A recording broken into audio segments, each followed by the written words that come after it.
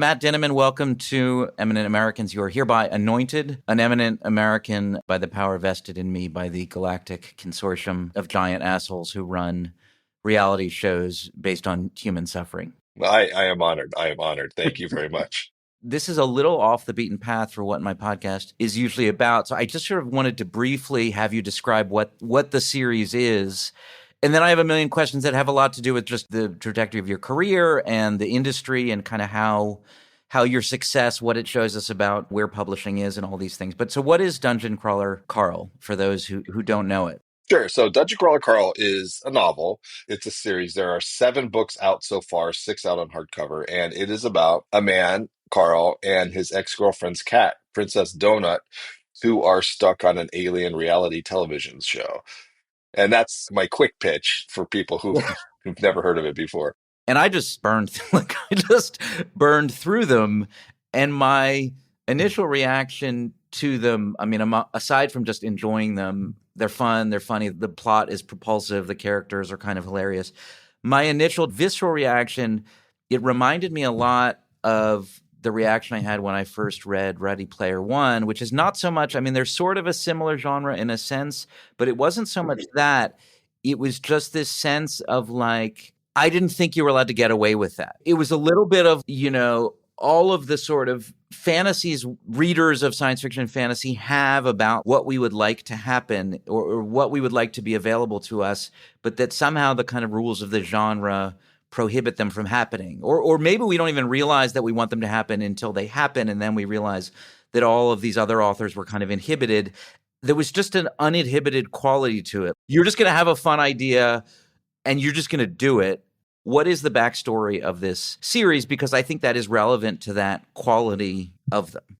I was an artist. I drew pictures for a living. Even to this day, if you go online and you search Matt Dinneman art, you'll see tons of the stuff I had. My stuff was being carried in Target and IKEA and places like that. It was mostly animal themed art, cat art, actually. That kind of got how the story got written in the first place.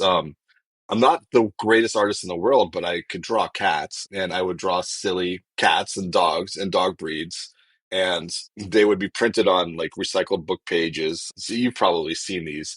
I was Etsy's #1 seller for many, many years. Wow. That's what I did for a living, and I got an agent through that, similar to a book agent, where they started selling my artwork in greeting cards. IKEA sold literally millions of postcards with my art on them. And that was my job. That's what I did. And I would also have like artist alley style booths and I would travel to conventions.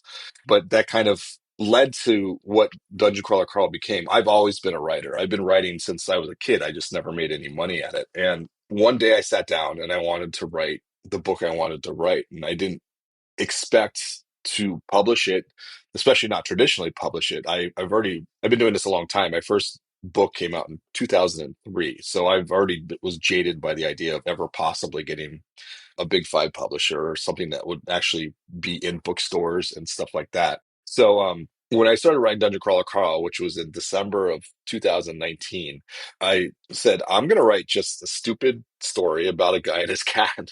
I'm just going to throw everything in there and, screw the thoughts of what anybody else thinks. I'm just going to go ham basically. And I started writing it and with no expectations whatsoever. I didn't have a plan and an outline. I just make it all up as I go along. And I started eventually posting it on a web serial site called Royal Road, a free site, again, with no expectations of what's going to happen with it. And then March of 2020 came and we all kind of got kicked in the teeth. And like I was literally setting up for Emerald City Comic Con, which is the big comic convention in Seattle area, for my art booth. And every penny I had was in that booth because I usually did really, really well at the show. And they shut us down while we were literally there setting up. So I had to pivot very, very quickly and find something to earn money. So I started focusing on the Patreon. If you're unfamiliar, Patreon is a platform that allows you to charge a fee for people to get, in my case, it's early access to chapters because by this point, it was already starting to become a little bit popular on the Royal Road site. That's how it all got started. And that lends itself to like what you were talking about. You can't do this in a book.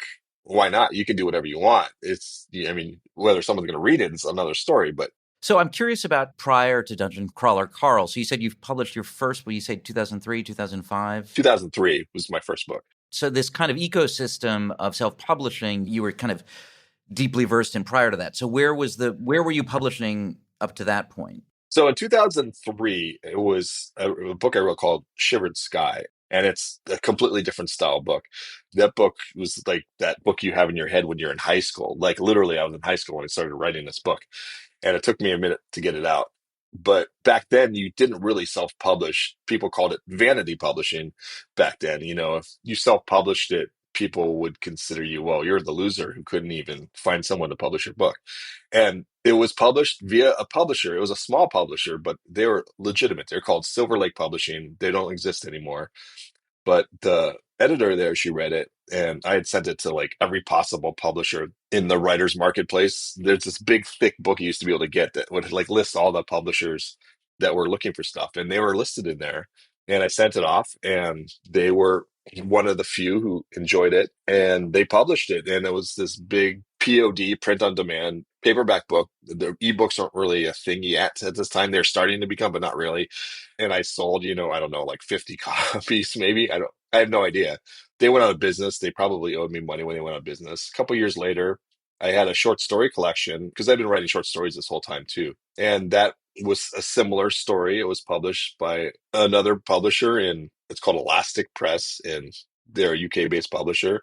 And that came out. After that, I was having children. I was married. None of this was making any money, obviously. So I had real jobs. I had a typical writer's trajectory where I've had a million jobs, a million and one jobs. But I was just always writing, and then never really getting published. And right around like 2008, 2009, the world started to change a little bit in terms of how self-publishing worked. I still wasn't a big fan of the idea, even though I was really familiar with how it all worked. I was a member of several forums, like the KDP boards, which is where people originally started learning about the art of self-publishing. And the Kindle came out, and then Amazon started allowing people to publish on the KDP, which is Kindle Direct Publishing. And I always kept an eye on it, but I had another book that I wrote called The Grinding, which is a horror novel. And that again, I jumped through so many hoops trying to get it published. And I finally did find a publisher, and it was published, again, a small press. This time it had an ebook attached to it. And the ebook, it again, it did okay. You never really know how many copies you're really selling, but maybe like 100, 150 copies here and there. And this whole time I'm watching books like there's Hugh Howey who wrote the Wool series, the Silo, the television Oh yeah, series. right, which was self-published initially, Right. right? It was initially self-published from the same forums that I was looking at. And you started to see all of a sudden a lot of these success stories with people who were self-publishing. Zombie fiction was really popular right about that, and there are a lot of people are writing these zombie horror novels, and they were making suddenly overnight, it seemed they were making a living self-publishing books on Amazon. And I kept an eye on it, but again, I was still at this point I was deep in the world of drawing cats and dogs for a living, and I didn't put too much time into it until, as a writer, the bug it always ends up hitting you. Right around 2015, I started writing a novel, and this would be my first lit RPG. And I didn't even know what that term was at the time, lit RPG. I had read a few Russian themed lit RPGs, which a lit RPG is a novel where the mechanics of the world are based on video games. You mentioned Ready Player One. That some people would consider it a lit RPG, but not really.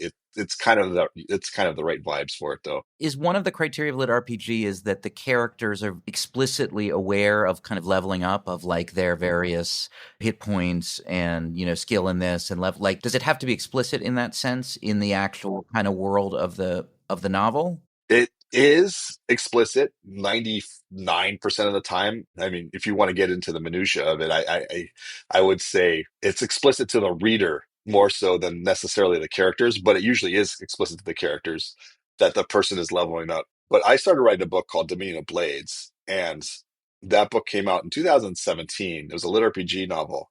And I said, you know what, this time I'm going to self-publish this because all these other books that are similar are all self-published. And I didn't even attempt to find a publisher for it. I just wrote it. I put it out without any sort of expectations. I did it all myself because I've been paying attention this whole time. I knew how this whole worked, and it did really, really well. It In the first day that this book was out, I made more money than the entire time, my entire writing career up until that point, which wasn't a lot, but but for me at the Right. time, it was a whole lot. It may not be a lot in sort of, supporting yourself and your family, but in terms of, I would imagine in terms of thinking about looking towards the future, supporting yourself, it's like, okay, well, this is a better play than breaking my back to try and find an indie publisher to publish my book. Right, exactly, exactly. And I mean, it's at that time, and still to this day, a lot of people kind of look down on lit RPG themed books because unfortunately, a lot of it is not that great. A lot of it are people who it's literally their first book and they write something and they just throw it out there without even getting it edited. And that has a tendency to taint the whole genre because there's so many of them out there. But it did relatively well for lit RPG. Ever since then, I've been publishing books, not too many. I'm a slow writer as far I can't, as I can't believe you just said that because you've published 7 novels since 2019, like, and they're long too. Like, I can't believe you just said to me that you're a slow writer. Like, that's a ridiculous thing to say. I'm sorry. I am a slow writer in the lit RPG community. I think Okay. in the trad world and traditional publishing world, which now I'm a part of as well, that is the opposite. I'm relatively consistent, which is good. I should say I realize I always do this because I'm bored easily, so I don't like talking about things that I already know about. But it's actually important for people who are listening who haven't read the books to give a little bit more flavor of them. So, I mean, you gave a really brief description at the beginning. Let's get into some more texture of it. So Carl, he's just broken up with his girlfriend who's cheating on him, which he learned from, I think, looking at her Instagram page or something like that. And she was on what was supposedly a girls' trip, but she's sitting in the lap of her ex-boyfriend. He's in their apartment. He's kicked her out. His cat, Princess Donut, escapes through the window. He goes out to rescue her and bring her inside. While he's outside, every structure in the world collapses to the ground. So, like, most people died, right? Right. They're dead. They all got smushed. And then this voice comes over like this global loudspeaker that's like, if you're still alive and you're hearing this, you can either go down into these. Earth has been reconfigured into basically this galactic reality show where you will try and survive. You can stay on the surface. It's going to be hard to survive, but you can stay on the surface and opt out of that. Or you can go down into this, like, this ramp will open up beneath the surface and you can participate in this reality show and try and survive. My memory is they make it sound like survival is more plausible and winning the game is more plausible than in fact it proves to be. And Carl has, like, how long do they have to decide? They have like an hour, and he's in his underwear and just a jacket because he ran outside really quick to save the cat, and it's just him and the cat, and everyone's dead, and he's gonna freeze to death if he doesn't go into. He doesn't really have a choice because he's gonna freeze to death, and suddenly there's no buildings, there's no shelter at all, and so he goes into these new glowing entrances, just kind of pop up all over the world.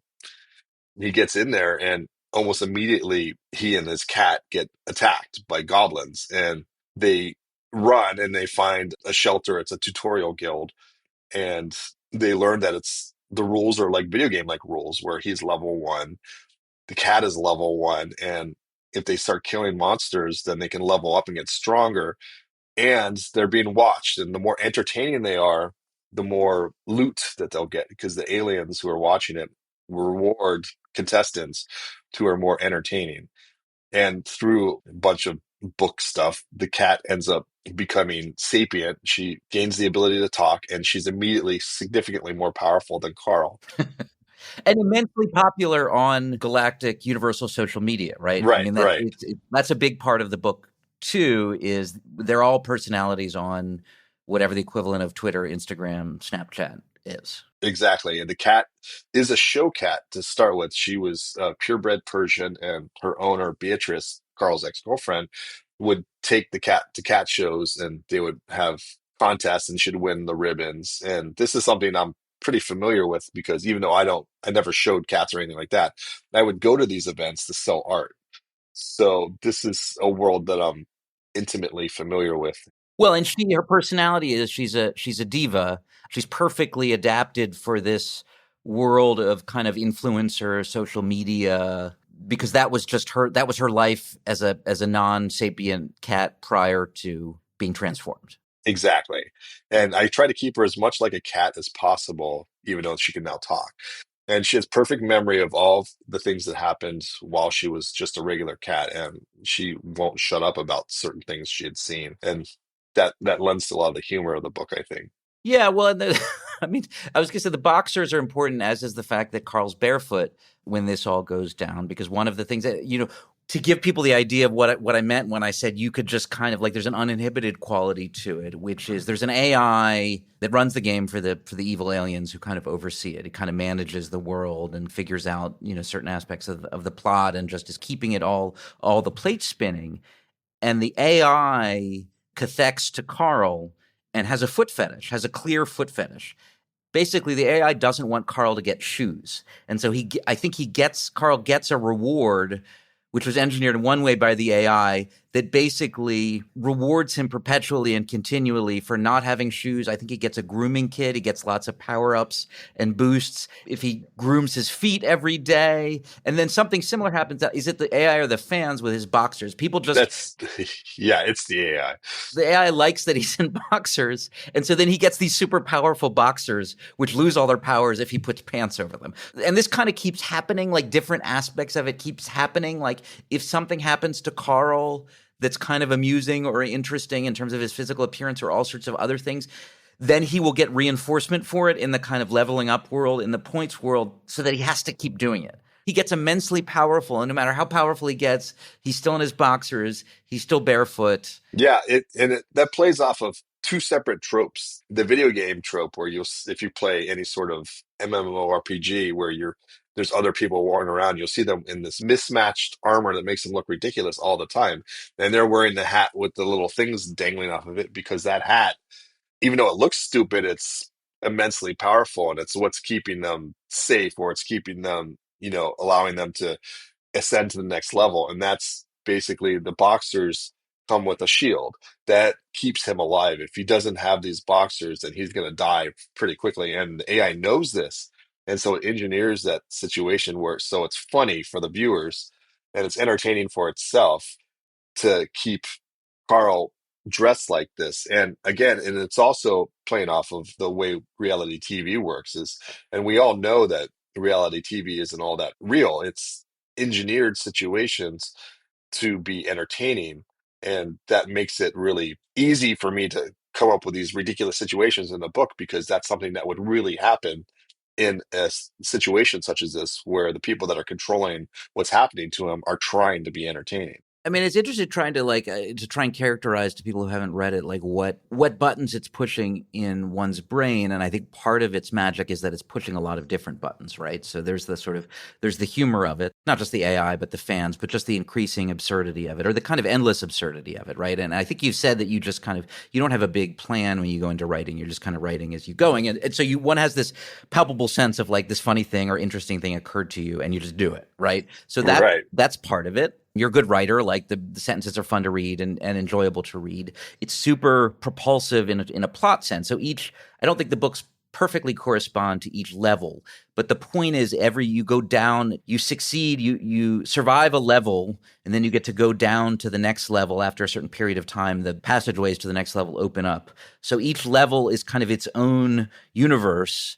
A lot of them taken from the Tolkien-esque sort of standard fantasy world, but then there's a world that's all about trains, and then there's a world that's kind of Pokemon Go, that sort of thing. Like there's a concept to each world, but the plot to sort of for him to survive, right? To win battles, and he's getting into these sort of insane, often very gory battles where he and Princess and then there's the sort of family workplace aspect of it. They're accumulating friends and allies as they go. They're working together to solve things, so it's pushing that button. And then there's sort of like, and this is one I'm really curious about. It's kind of the heart of the book in a sense, which is this profound sense of injustice and indignation, because this is all happening for the pleasure, the entertainment of all these people out in the galaxy who are just enjoying what is a reality show. But unlike Survivor, where you get voted off the island, but you're still alive. Enormous number of people died on day one when they collapsed all the structures on Earth. But then at each level, millions or hundreds of thousands or thousands of people are just being murdered for the entertainment of the audience out in the universe, but then also the profit of the people who are producing it. And then on top of that, there's the injustice of all of the NPCs, all the in-game characters, who it turns out many of them, whether they were previous players in the game who made a contract to be in the game, or I think some of them were sort of created by the game, but then have a kind of autonomous, independent existence. All of these people are being victimized, right? And so the heart of this series, in some sense, and Carl at the center of it, is just this profound sense of anger and injustice and indignation. Where does that come from for you? Has that been a constant in other books that you've written, or is that something that organically evolved in Dungeon Crawler Carl? But one gets more and more attached to him and to his desire for revenge, in a sense, to bring down the people who have put everyone. And it starts out with just him and his friends, and then it becomes humanity, and then it really becomes everyone in the universe who is an oppressed victim of these awful people. Well, yeah, I think you kind of hit it right on the true overarching theme of the whole series is people in power trotting all over and treating as disposable, treating as not real, the people that they can take advantage of. And they glean their entertainment from, they glean everything from, and without them, they wouldn't even survive. Yet somehow they remain in power, and the people that are being hurt because of it aren't necessarily able to fight back without extreme consequences to themselves. And that's the theme of the powerful trotting upon the poor and the people who aren't able to fight back. And Carl, it starts off pretty hopeless. He's one of millions of people who go into the dungeon. And even though everything, it's a very humorous book, lots of funny things happen, Carl takes everything that's happening to him dead serious. And the first book has this kind of this bleak sense that even if they survive this, even though these situations are funny, how can this possibly have a good ending? Because look what's happened. And as the books kind of get more and more and more, we see like glimmers of, well, maybe they can fight back in this way, maybe they can fight back in this way. And then you start to realize that he's not alone. There's other people that are also being trod upon. And when they all come together, maybe there's something that they can do. I think that's a pretty good mirror of things that are happening in real life in lots of different ways, in big ways and small ways, every day throughout the world. And that's the theme of this book. That's the theme of my next book. It's just kind of the stuff I like to write about. That and Talking Cats. So way back when, I think this was like early 2000s, I was thinking about trying to sell a book on science fiction and fantasy subculture, on fandom.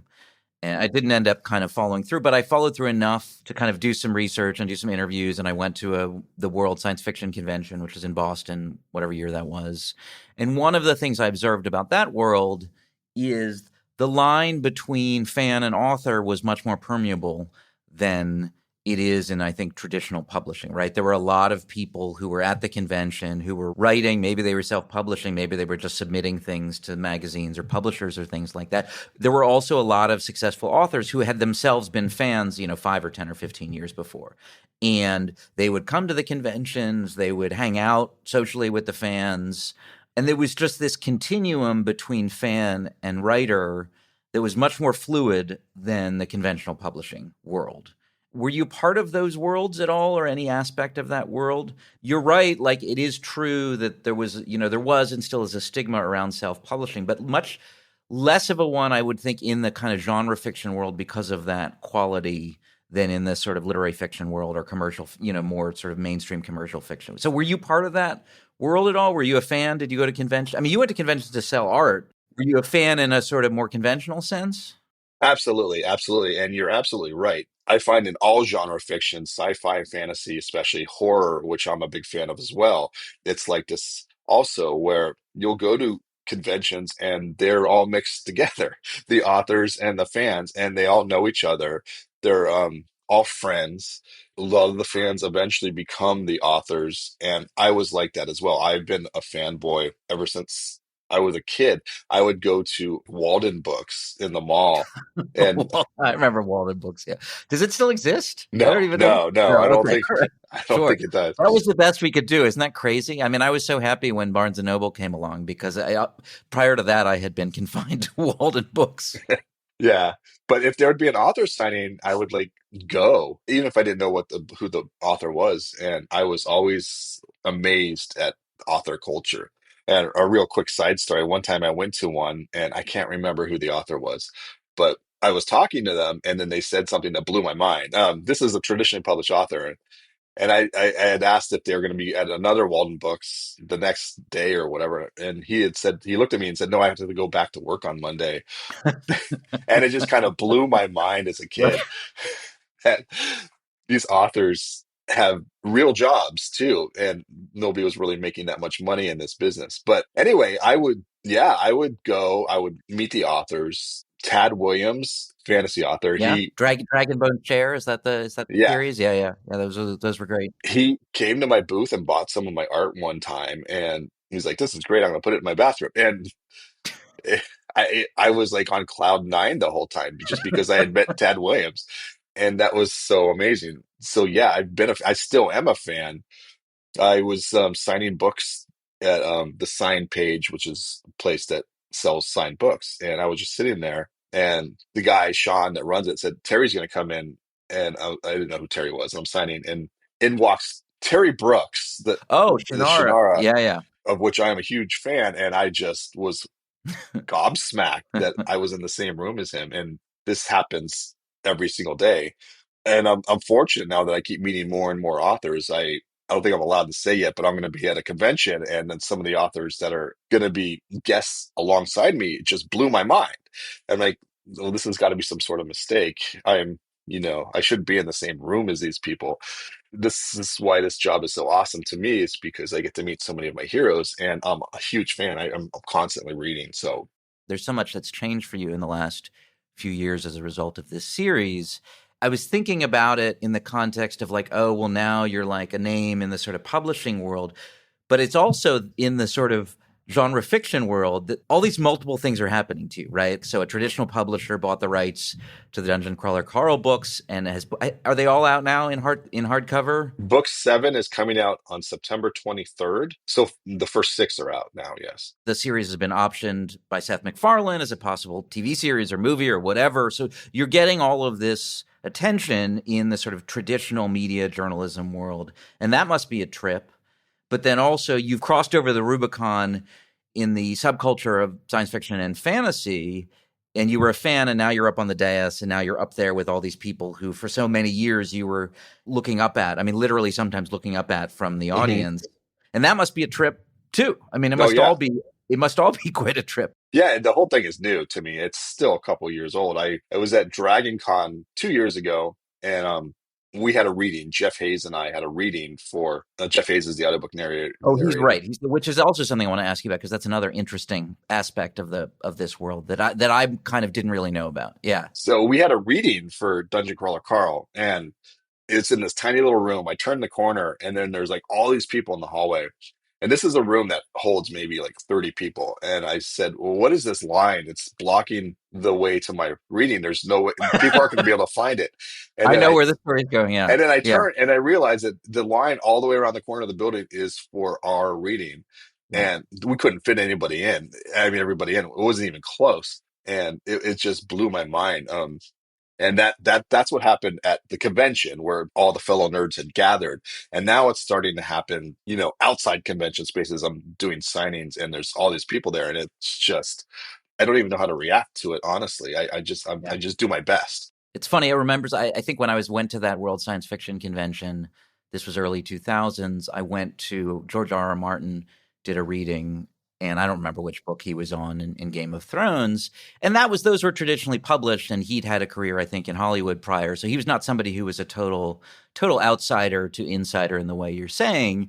But it was fascinating being in a room, and I already knew at that point it was a big deal in the genre fiction world. His series, and there were like 75 people in the room, right? It was interesting for me. This is a book that when the next one comes out, it's going to sell more copies than any literary fiction book that wins big awards, right? It's going to sell more copies than, whatever won the National Book Award or the Pulitzer that year for fiction, probably. But I'm sitting in a room with 75 people and George R. R. Martin is there and he's just shooting the shit. And he's like, "Oh, I'll be at the bar later." And like you were saying, like everybody just hangs out. And I didn't know the series was going to be adapted by HBO, but there is that interesting thing sometimes when you exist in a subculture of like knowing something important is happening and like the outside world doesn't know yet. Sometimes it's that it doesn't know yet, like in your case. I'm curious. So I mean, let's just kind of go through. So you publish, when does Dungeon Crawler Carl come out on? Do you publish it first on what is it, Royal Road as chapters, or does it come out first as a fully formed I started novel? publishing it at the end of January of 2020 on Royal Road, kind of loosey goosey, just throwing it out there. And you had a little bit of a name at that point because your prior one had done pretty well. Right. I had back in 2017 when I first wrote the first lit RPG that came out, there wasn't very many authors doing and there was a lot, but if you put the words lit RPG on the book, it would guarantee to sell at least a certain number of copies. That's not so much the case anymore. But anyway, so I started publishing it early 2020 and it started to, slowly pick up steam. And then I really started focusing on it when the pandemic happened and I wasn't able to sell my art anymore and the panic set in. And by the time it came out in October of 2020 on Amazon, and which was earlier than I even wanted to publish it, but I didn't have very much of a choice. It didn't really do super fantastic extreme right away. It just kind of had a similar to my previous books where the fans of the genre, they picked it up and people started saying, "Hey, I like this. When's the next one coming out?" And I set the next one out pretty quickly in January of 2021. I had book two coming out. And during that time when I was preparing to publish book two, I had already been talking to Jeff Hayes and Sound Booth Theater, which he owns, which is the audiobook company. And audio has always been very popular in the lit RPG space, just because the stories lend themselves to cool narration and over the top kind of storytelling, which really excels in audio form, especially when you have narrators such as Jeff Hayes, who is the man of a thousand voices. And at the end of January of 2021, when the audiobook came out, this ball just kind of started rolling very, very, very slowly. I just would go online and there's these forums. There's not very many of them, but a lot of them are on Facebook. And I would log in and the fans and the authors interact in there as well. And I just saw a post. Someone said, "Hey, I just read this book and I want to talk about it." And somebody else was like, "Yeah, yeah, yeah, that was really good." And then every single day there would be more and more and more. And I would see the ranking on the Carl series slowly start to tick up. You're saying on Kindle, on the Kindle platform. Right on the Kindle platform. And then the audiobook came out, and then that started doing better as well. And this is extremely, extremely unusual for a any books, especially indie books. It is gone month to month. It has sold more copies than it has the previous month, even when there's nothing coming out. And this trend has continued through now 2025. And it just started getting more and more and more and more and more popular. And my Patreon started getting more and more and more popular. The page reads, because it's on Kindle Unlimited, getting higher and higher and higher. It's just, if you look at it, it's just a ramp. And I don't know we're gonna plateau or Where start. it levels off. Yeah, it's interesting. I just for people who don't know this, because I didn't know it till I went and listened to just like a sample of one of the books that Jeff Hayes has done, the audiobooks. This is just very different from if you've listened to kind of a traditional audiobook where, it's just a narrator reading it and maybe they kind of do voices or they change their intonation or their cadence or something like this. This is a fully produced, I don't know what the terminology is, but it's a fully produced thing Yeah, with he's sound effects. acting so much He's more than acting and narrating. there's sound effects and there's other actors who are coming in too. So it really is an audio production more than it is a kind of conventional, just sort of narrated audiobook or something with somebody who has kind of dulcet tones or something like that. So yeah, that's interesting. And I didn't know about that world. So and would you say that was it the audiobook that kind of supercharged it more than Kindle, or was it really just kind of symbiotic between the two platforms? It was definitely the audiobook. I mean, Jeff Hayes came with an audience already, and that really helped as well. The audiobook helped propel it to the next level. And the next supercharge after that was just last year. There was a couple along the way, but when the traditionally published versions came out and started showing up in stores, a whole new audience came into it. And these are people who might not necessarily want to read ebooks and they want to walk into a Barnes and Noble or their local bookstore and just pick up a copy. And those people started picking it up. And when those people started picking it up, TikTok picked it up.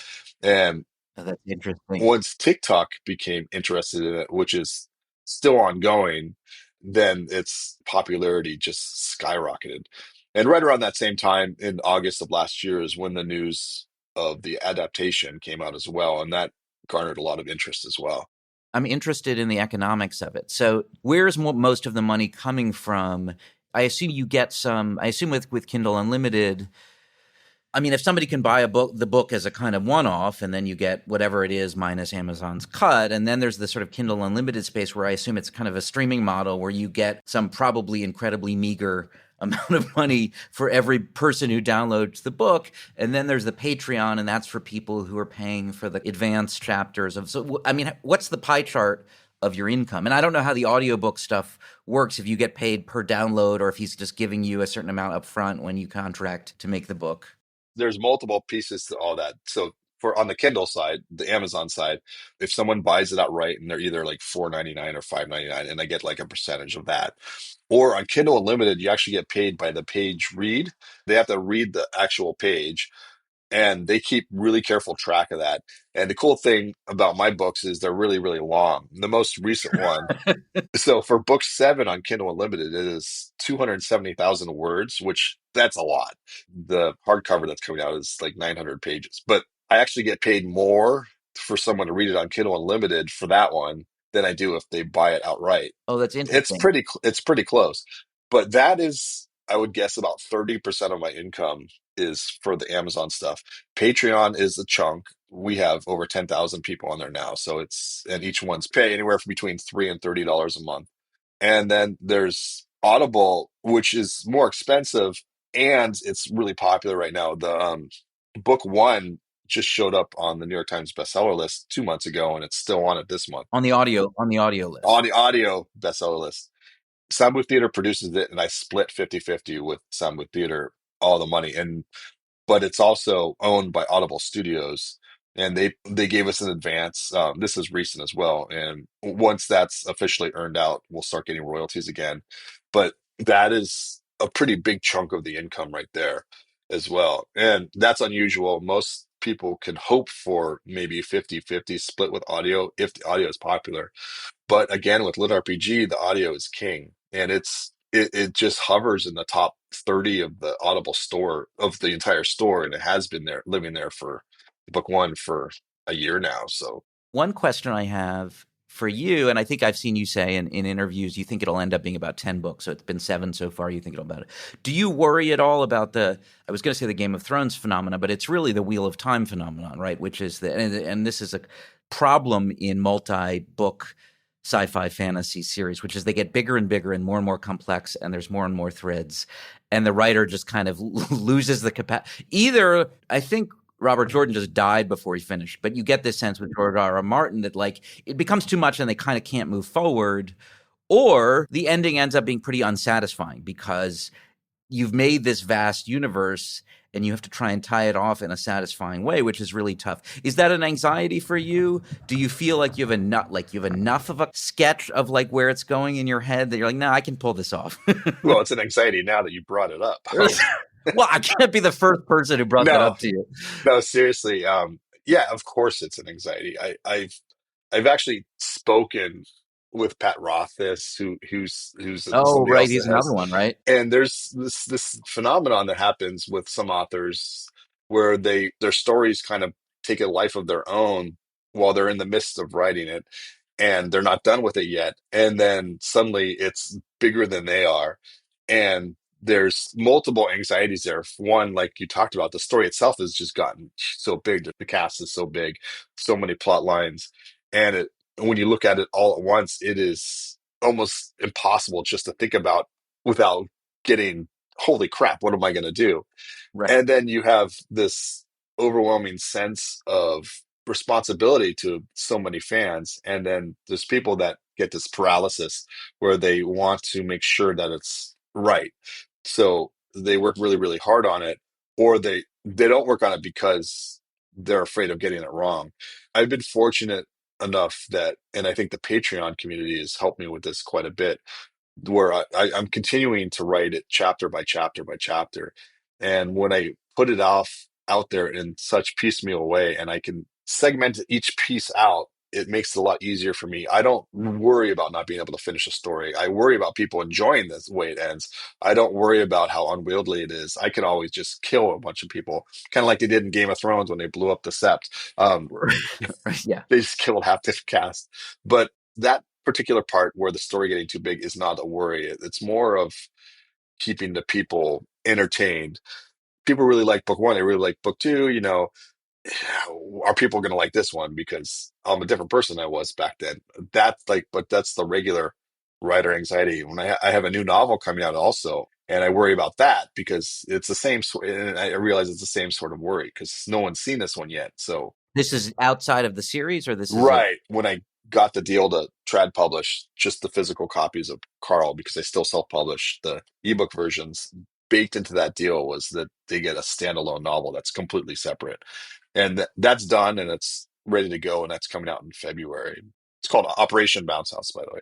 let's talk about that sort of traditional publishing deal. So all the books are still out, all the ebooks are out there. hmm You could subscribe to Kindle Unlimited, but who's the traditional publisher who you made the deal with? It's Ace Berkeley, which is a division of Penguin Random House, same publisher as Dune, one of my favorite books. I'm guessing you're still making more money from the electronic, all the kind of self-published version of it than you are from the book deal you got. What are the advantages? What does traditional publishing do for you other than the obvious thing, which, as you said, like now there are physical books in the bookstores, people will come to it that way. So it certainly expands your reach. What, if anything else, does it do for you? That's a big, big, big deal. It really has expanded my reach significantly. The deal that we have is pretty unusual. First off, they're taking a book that's already existed, that's already been published, and they only have the print rights.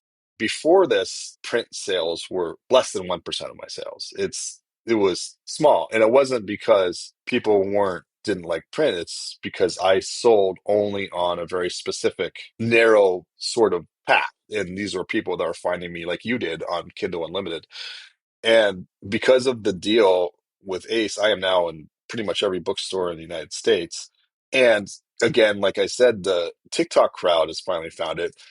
They've done fantastic things, and we've sold hundreds of thousands of copies at this point of the series, Of the print. of the hardcover print. Yeah. So What is it that's happened on TikTok? You mentioned that's funny, and I was watching you before we got on. I was watching an interview you did with I think a TikTok or Book Talk or whatever person, and then it kind of like, oh, I was like, it sounds like something's happening. What does that mean? Even like, I'm not on TikTok. I'm actually, because I work for the state of Texas, I am legally prohibited from looking at TikTok like on my computer. Like it actually won't boot up. Anyway, okay. I do have TikTok, but I don't really use it very often other than to watch like dog videos. And then one day I said, I wonder how many, if people are talking about my book. And I searched and I found like, over the past several months, there'd been like 4 or 5 videos that someone said, "Hey, I like this book." This was like a year ago.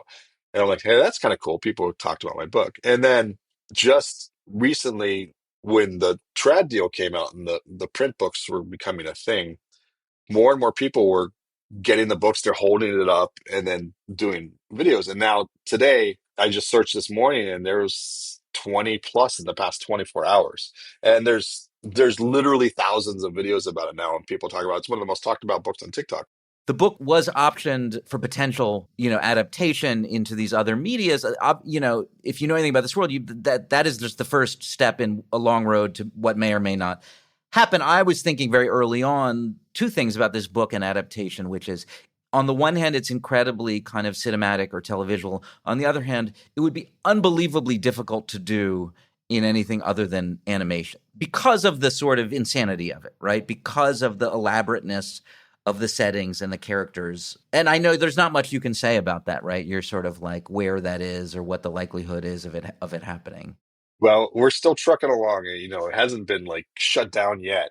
We're working on a live action adaptation, so we'll see. We'll see what happens. Well, and then there's the part of it, then if it happened, would it be done well? Because it's a very specific tone, and it would be very hard. And I was thinking, have you watched the Murderbot show on Apple? I've watched the first two episodes. I haven't caught up on it yet. They're doing a good job. It is a show with its own integrity, native to its own medium. I was just thinking about it, and then last night I happened to watch the final installment of the Star Wars, the proper Star Wars series. I don't even remember what it was. I just never watched it. I'd watched I was just, these suck. I'm not going to watch them. And then I just had nothing to watch last night. So I watched the last one, and it does suck. And it's interesting, it's interesting thinking about, Murderbot, I think was very hard to adapt, but they've done a good job. I don't know if you're an Andor fan. Andor's amazing. I haven't watched season two yet. I have it all saved up for next time I get on an airplane. It's so easy to get these things wrong. And yours would be like, man, I don't know. Like It's that would be dangerous. a great challenge. That it could so easily go wrong, as so many of these adaptations do in the fantasy space and sci-fi space specifically. So I hope it happens. I hope if it happens, it's like well done. So do I. So do I. One of the things I like about what's happening so far is the guy who's in charge of writing the episodes is a guy named Chris Yost. Oh, why do I know that name? He wrote the last few Thor movies, wrote a Mandalorian episode, the Bill Burr one. He's written a bunch of for like Avatar, The Last Airbender cartoon. But most importantly to me is he was a fan of me before all this started. He was on my Patreon and he's already read. He's the type of guy that messages me at 2 in the morning saying, "What happened to this character?" Blah blah blah blah blah. And so he's like deep into the lore of Dungeon Crawler Carl, and that was very important to me. And hopefully that translates to the right tone. That's what I think. That's what I liked about the first two episodes of the Murderbot episode is it has a very specific tone, and they leaned into it even a little bit more so than the books. I think. Well, that's good. I mean, that's good to hear, because I think, for all of these things, but particularly for, like, the writing would be incredibly important. It would be easy to do a lot of cheap things with your book, right? Because there are all these gags, because there are all these absurdities. If you don't get the kind of heart of it, you could see somebody just be like, oh, this is fun. There's all these great scenes and there's these funny jokes and things like that would miss something essential. Exactly. That was my biggest worry, like you said, is there's all these jokes, but they're all on the surface level. It has a very, very specific core to it. And the humanity of all the characters is very, very important to get through. And we want to make certain if there's an adaptation that we don't lose that. And that's my hope. I don't know how much control I actually have over it, but I suspect I'll be pretty vocal if I'm not happy. Well, it sounds like it's off to a good start. I mean, last question is like, are you enjoying it? Are you enjoying are you enjoying it? And is it good that it happened now when you're like 51 and you're like a fully formed human being with a wife and kids and a life and maybe a grounding to be able to kind of absorb this sort of attention? Yeah, I am glad it happened now. Honestly, I wish it happened when I was in 20s. But I've met so many authors that have hit home runs right off the gate, and it ends up being a liability to them. It's almost like the child actor syndrome. It creates these expectations that can't be met in the future. I am constantly prepared for like, okay, today is the last day it's going to be doing really well, and I need to prepare myself for the future. I'm not buying boats and stuff like that. I'm very grounded. I know this whole community very well. I know this industry pretty well when I got into it. So I am grateful that it's hitting now as opposed to years and years and years ago. I feel it kind of rankles me when people say I got lucky or, you know, I'm an overnight success because I've been working on this a very, very long time. What is the thing, if anything, I've been thinking about this in my own life, just because I'm more financially comfortable than than I've been earlier. We're pretty careful about money.